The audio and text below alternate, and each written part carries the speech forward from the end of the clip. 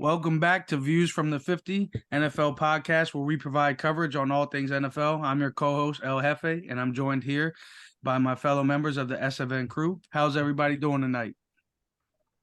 We here, man. Another week. Spending hours in silence. You know how it is. Man. I kind of just feel like I'm in my feelings. Things have gone down these past couple of weeks. It's just a little too much. Too much. I don't know. I got to figure it out. I'm in survival mode.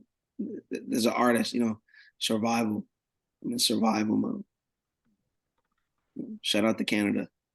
Well, speaking of survival mode, there's 4 teams in the NFL that are definitely in survival mode, and they get to match up a little bit with each other this week, and they also have a 3% chance of making it into the playoffs. I'm talking about the Vikings, the Panthers, the Bears, and the Broncos. The Vikings and the Panthers get to play each other, and the Bears and the Broncos get to play each other. So 2 of these teams pretty much are potentially completely out of the playoffs after this week, and 2 of them may still have just a small bit of hope, maybe, to make the playoffs this season. How do you all feel about these 4 franchises? I mean, this is for 2. I mean, for one of them at least, I think it's interesting that they're 0-3, but at the same time, I don't see why not. So I mean, let's look at last week. Denver Broncos going up against the Miami Dolphins. 70 points. What a time to be alive. What a time. But yeah, what a time to be alive. But I do think that out of the 4 teams that are left in the winless, I think there's more life available for the Minnesota Vikings, right? They're 0-3. I think that they are the best team out of the 4 to still stand a chance. I think that Minnesota has the better chance of taking care of the ball. I think that guys like Chicago, Denver, they're so far gone into what they've seen. There's a lot of they're just beat up. They've been beat up these first 3 games. So, I think Minnesota just has the best chance, and I think Kirk Cousins could thank me later for the shout out. The uplifting for these guys, and could just thank me later. So, take care, Minnesota, take care. Okay. I mean, wow, there's a lot of crazy references in there, but yeah, I'm not gonna even honestly, never mind. I shouldn't have said anything. Wow, that's my fault. Wow, that's my fault. I'm not even. I tried to send a care package to Minnesota, but you guys are really taking things out of context. So Yeah, I'm just gonna leave all that alone, and I'm gonna say this. I'm not surprised the Panthers are 0-3 at all whatsoever. The Bears, I can also put them in that category. I know they made a lot of different trades last offseason right before the season ended, and they tried to get things moving, but I mean, I just don't think that franchise is capable of doing much in the foreseeable future. And I'm pretty sure there's a guy out there that wishes he remained retired. And I'm talking about you, Sean Payton. Like you said, 70 points. That's crazy. We haven't seen that in how many years? Meltdown. And how many years has it been? I mean, I don't even think we were alive that many times that many points were put up on a scoreboard. So that's just crazy. But I'm curious, if the Vikings lose this week to the Panthers and they become 0-4, does Justin Jefferson request a trade? Is that loading? Could that be coming up?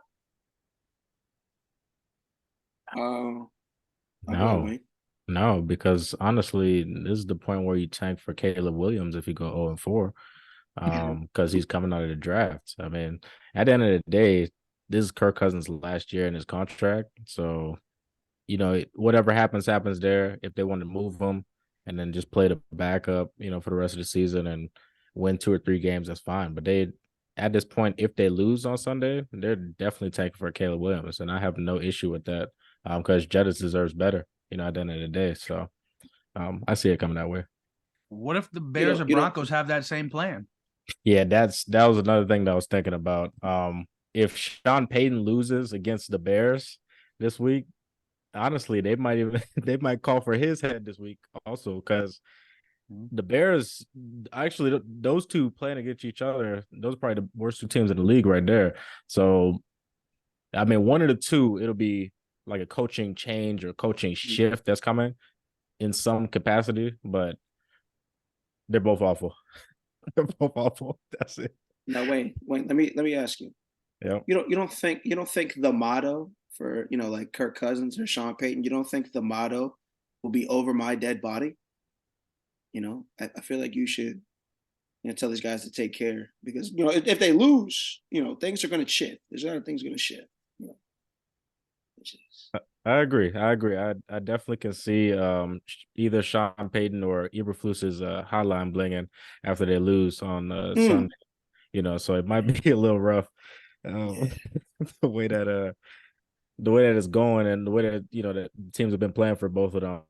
I could even see Justin Fields with them taking a jump back with him and maybe him being on like a trade deadline for another team if he still keeps failing the way that he's failing because he's not looking good at all.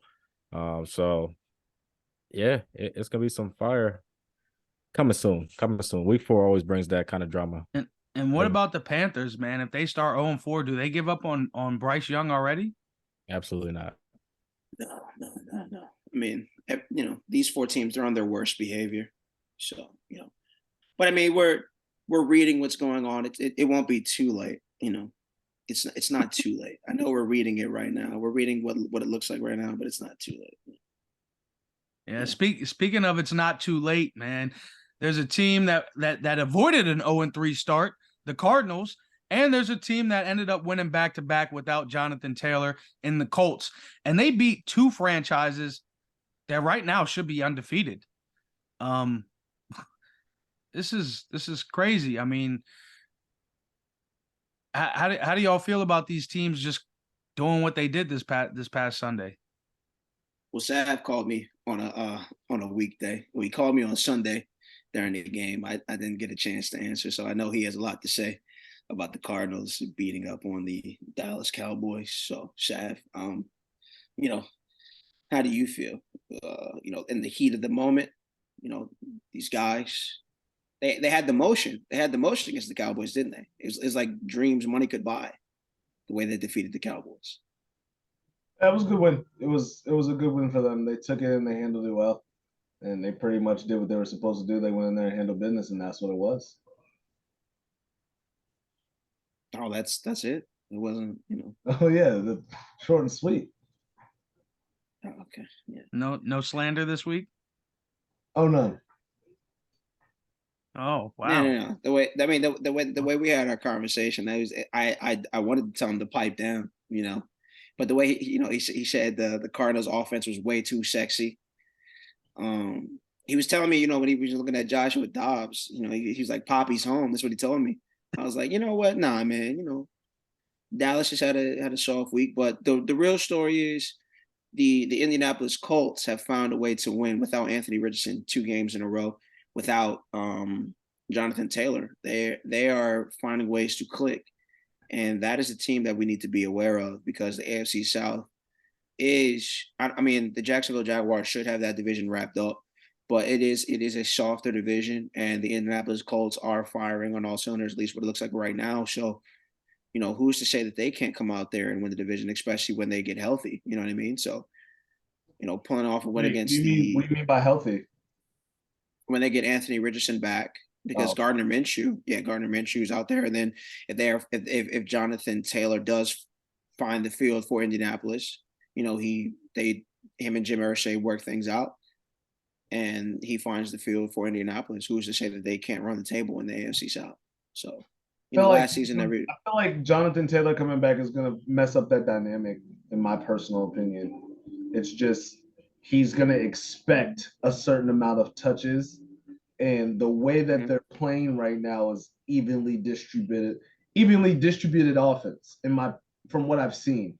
Like it's a 50-50 slate from them actually throwing the ball and running the ball and running the ball in efficient situations and then throwing the ball in certain situations, running a lot of play action.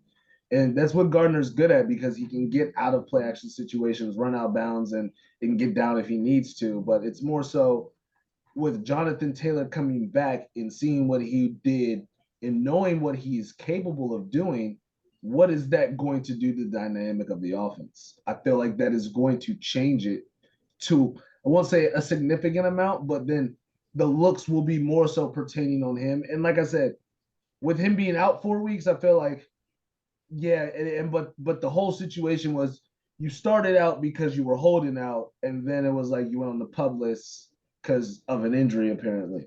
So it's a lot going on there. And as a player, you got to take into the emotions of players too. Like, damn, bro, like your O line, like you just want to tweak for some money, which understandable. Like money is money is money. Money is what is needed. You know what I'm saying? And that's 100% okay. But still, at the end of the day, you leaving some of those guys, and once again, they're winning right now, so it doesn't look bad. In 9.5 out of 10, they're not thinking about it in that extent. But you would have started off 0-2, you would have felt differently than if you would have started out 2-0. My personal opinion. Got you. But I mean, like, look, so the views from Jonathan Taylor, you know, he has the fire and desire. The football field is you know, it's kind of like a dance room. You know what I mean? He just needs one dance. You know what I mean? He's got a pop style. You know, he's still here.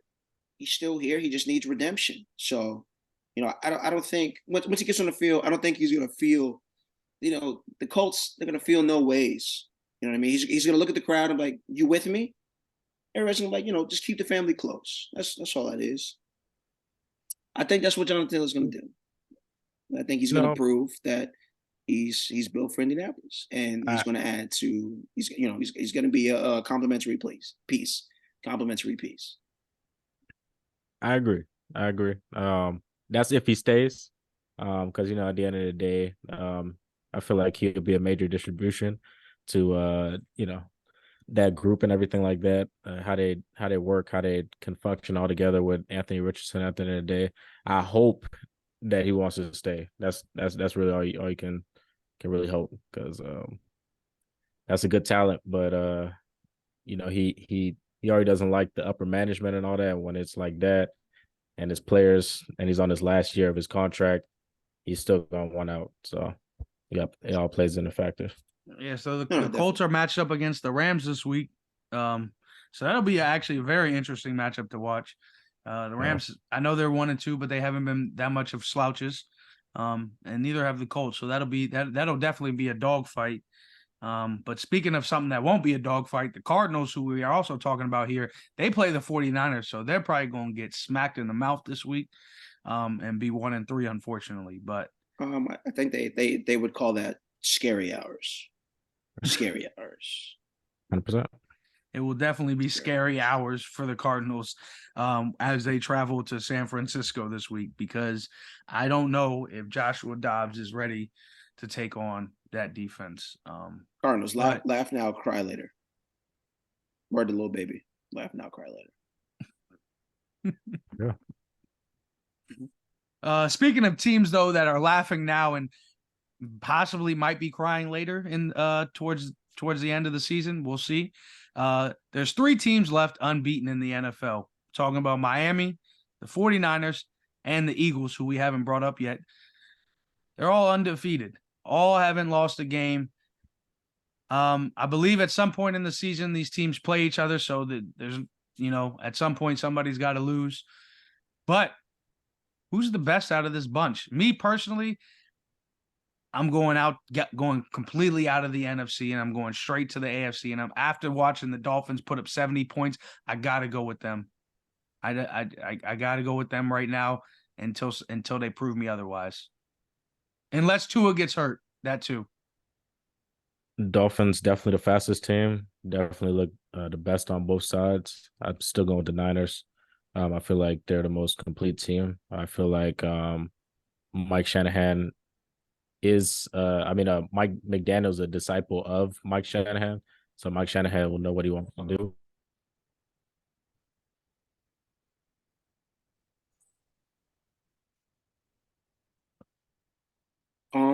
You know, I would say that a couple years ago, the 49ers, they had Garoppolo, they felt that Jimmy Cooks, but when you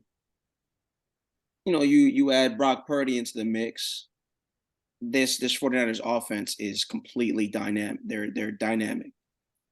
And Kiara Mia, she was with Jimmy Garoppolo, so it's her loss. It's her loss because she didn't see the future with Brock Purdy. So I've seen the 49ers play football. They play the best brand of football, in my opinion, offensively and defensively. They are dynamic. Christian McCaffrey is arguably the best running back in football right now. Deebo Samuel and Brandon Ayuk get the job done. George Kittle is an afterthought, but he's not even really an afterthought because at any given point, Brock Purdy could decide to, throw the ball to him. So if the 49ers can find a way to stay healthy, I mean, we're just talking about offensively. Their defense, we don't even have to get into that. But, you got guys like Turner, Bosa, they're electric. They're looking for really big rings. They're hoping that diamonds will be dancing for them in the future. So I'm going to say that the 49ers play the best brand of football. The Philadelphia Eagles are close. I just don't believe that Miami is real yet, even though they scored 70 points. I don't think they're real. Well, we'll get to see just how real they are. The Eagles get to play, or the Eagles actually they have the luxury of playing both those franchises at home this season. So we'll get to see both the Eagles get two different tests this year, but they'll be at home, so they'll have that advantage. We'll see what happens. These teams are no frauds. These teams are no frauds. Well, it sounded like you thought Miami's a fraud. I'm sorry. I was talking about the 49ers, the Eagles, and the Chiefs. Those three teams are no frauds. Miami. Well, the Chiefs have lost though, so they're not in this conversation this year. I'm sorry. The Chiefs are sneaking. The Chiefs are sneaking. They're sneaking. They can sneak all they want, but they took that L Thursday night, week 1, first game of the season. Saw it live. Everybody, all eyes. Dolphins have made headlines, but if I were Dolphins fans, they would have to make me proud. The Dolphins would have to make me proud. So did they not make you proud after that beatdown? I mean, if I was a Dolphins fan, I'd be like, this is the best I've ever had. This is the best I've ever seen in recent history. It's the best I've ever had. So, but I feel like we saw a rookie running back just go crazy. I mean, we saw Tyreek Hill do Tyreek Hill things. We saw Mozart do things that I don't even like the guy. Mozart just doing Mozart things though.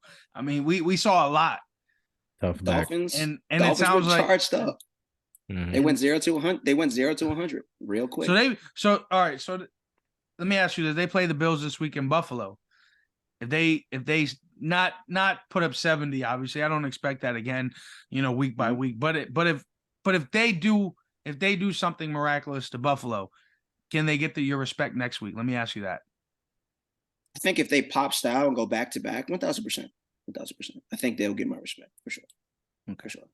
So right now they would get my love. They would get my love. So right now the 49ers and the Eagles have already obtained your justice of being 3-0, but the Dolphins have some work to do. 49ers and Eagles 1,000%. Those are the two best teams. If we were like in the government or something, I'd play. Yeah, they have diplomatic immunity. 1,000%. Sav, are you sold on these three teams? For sure.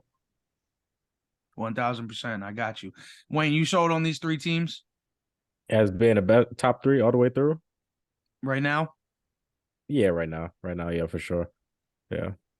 I gotta say so. I know the Chiefs are a good team, but these three, man, they've been holding it down and they haven't taken a loss yet. So we gotta proclaim them as the ones.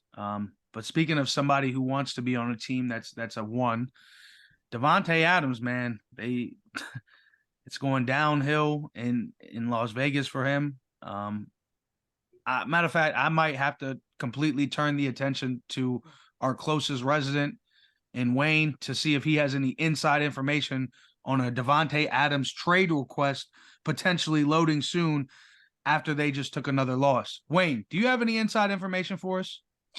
Man, I know that man wants to be out.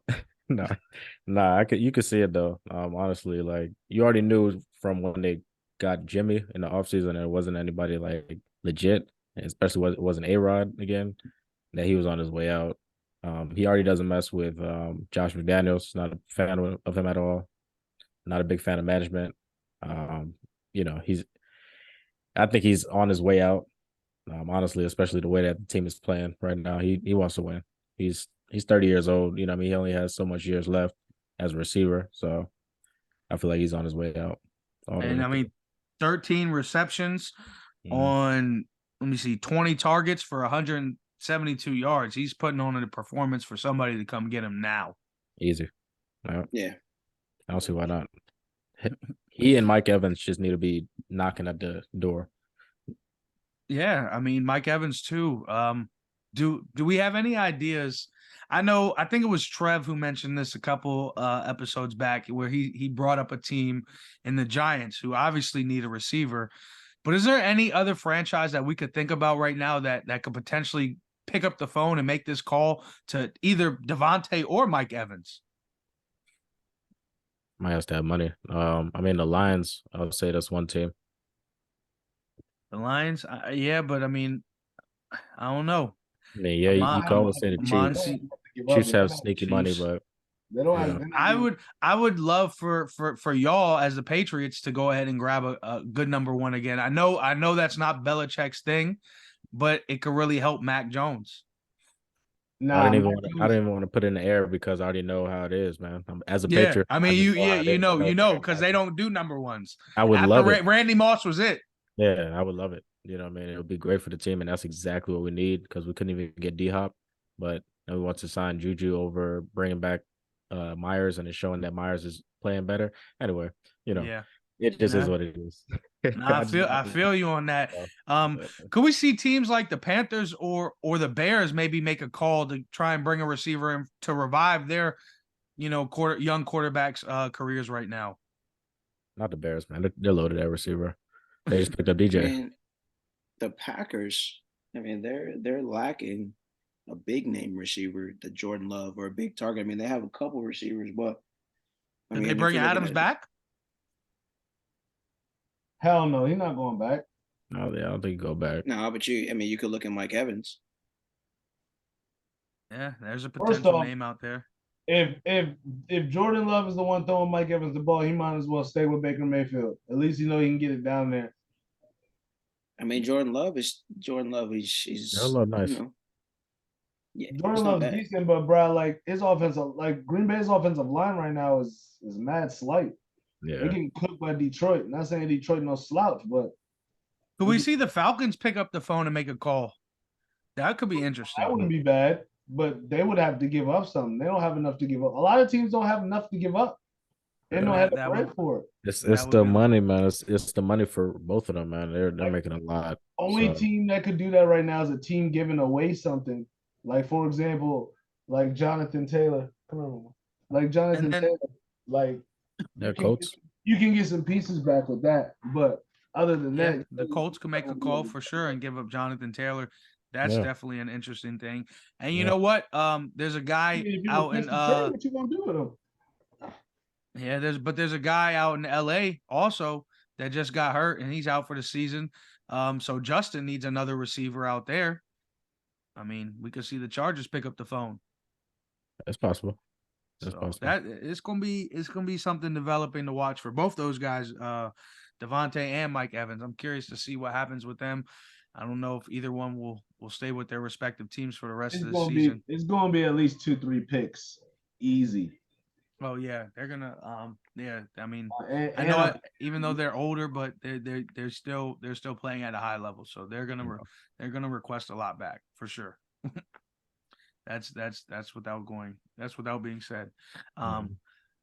But let's go ahead and get into the last thing here: the unrest in NY, the Jets, man. What's going on out there? The defense is calling out Zach Wilson once again, back-to-back seasons. They do not want this man at the helm.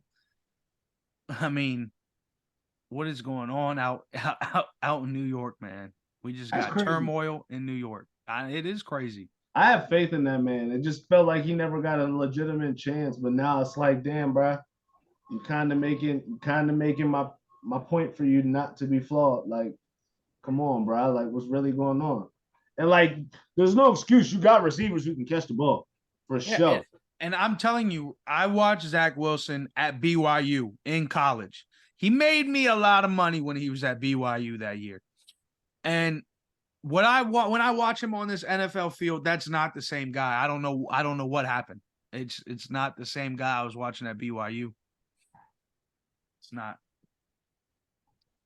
But I feel bad Look, for him. man, they were on Hard Knocks. A lot of them boys was feeling way too sexy, you know.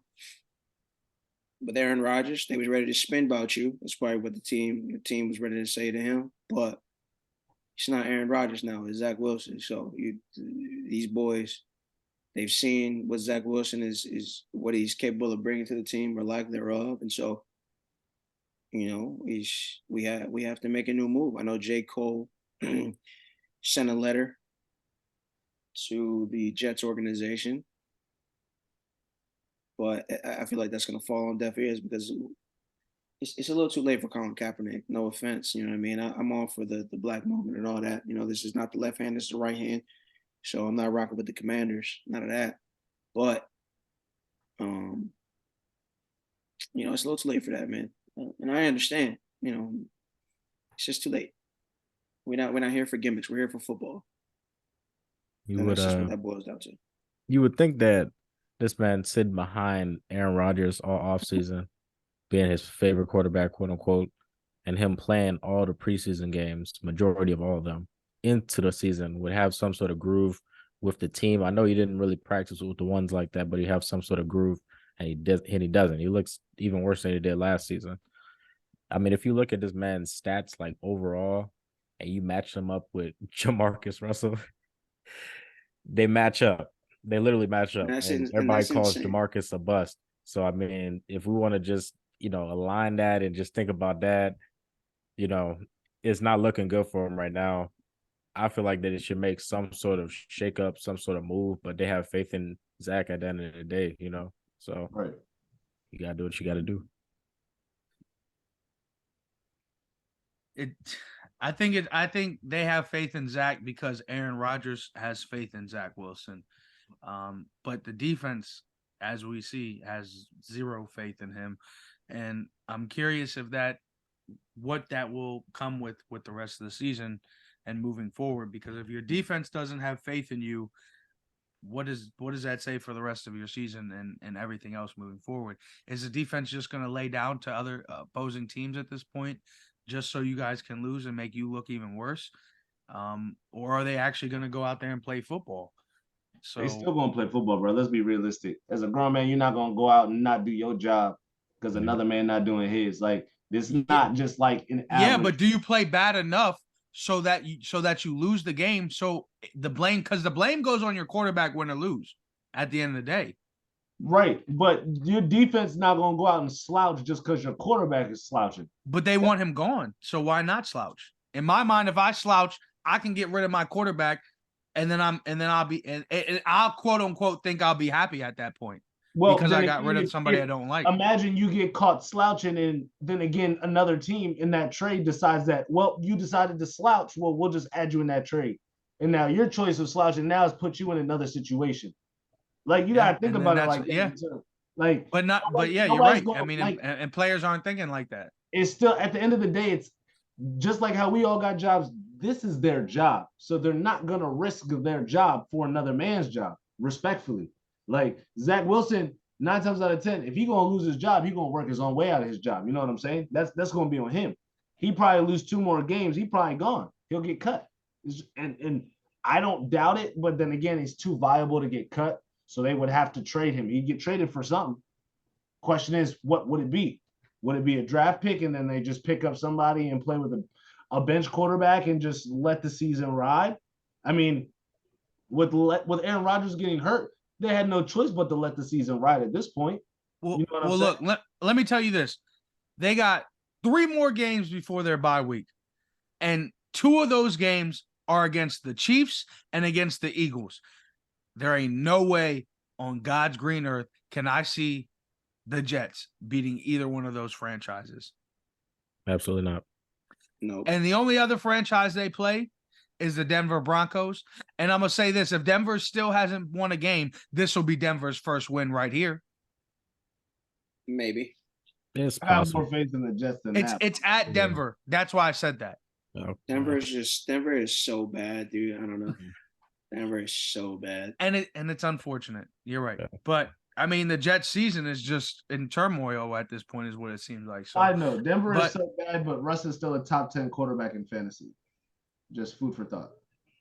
It's true. Mm, It's true. we can't deny facts. And those are facts. So Number 8 to be specific. but the Jets are definitely taking another beating this week as they're at home against Kansas City. So we all know Patty Mahomes and Travis Kelce and what's her name? Taylor Swift. She'll be in Hey, attendance man. apparently. don't say anything negative Yeah, about her because the Swifties are coming. Oh Yeah. no, nothing negative. I'm just saying she'll be in attendance once again. So we know viewers are going to be tuned in. We know jersey sales are going to be through the roof again. And we know You know, everybody's his jer- going to want to sit with You know, us. his jersey sales went up like 400%. 400%. 400%. If I can make something go up 400% like that, geez. Hey, you know what? You know what Taylor probably said as soon as they started dating? She was like, "Look, thank me later." That's enough out of you. Oh, That is absolutely enough out of you. And you know what? That's exactly where I'm just gonna have to just cut you completely off for the night. And For We're Travis gonna have to- Kelce, nothing was the same. yeah. Anyways, everybody, thanks for listening in on this week's episode of That was the best he ever had. yo. That's we're Tommy Graham might not be on next week's episode. Everyone, thanks for tuning in to Views from the 50 podcast. You can follow us on IG at Views from the .50, and then YouTube Views from the 50 podcast, Spotify and Google Views from the 50 podcast. We're also on Twitch at Social Frequency. We stream live every Sunday. London games are coming up, so we starting real early, 6:30, 9:30 a.m. We're up. I'm up. Well, I'll be there. I don't know about y'all. Come catch us out. But until then, we out. That boy Travis was like, "Hell yeah, hell